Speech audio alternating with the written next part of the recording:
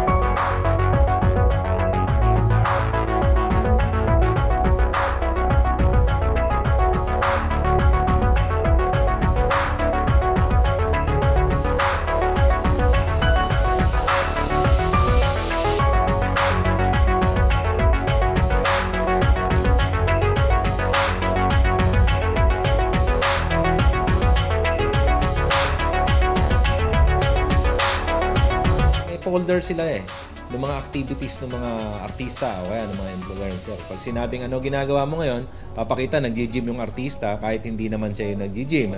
Sinabi anong ginagawa mo ngayong breakfast, anong ulam mo, may folder sila ng mga pagkain. So pipili siya ron at tapos hanggang sa ma-in love itong tao.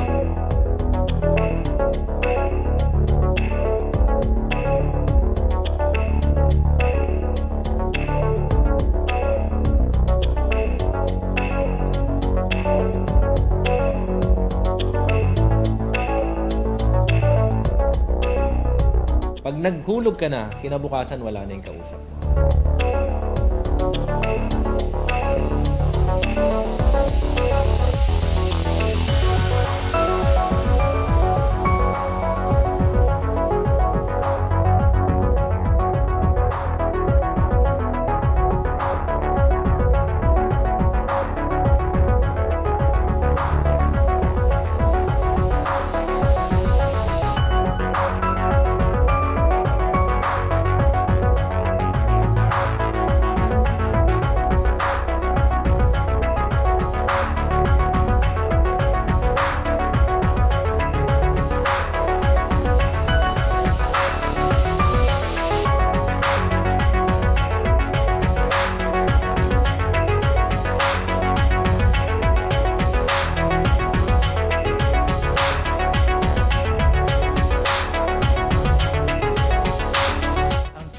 Once you're deported from the Philippines and brought there, kinakailangan mo din nilang investigahan.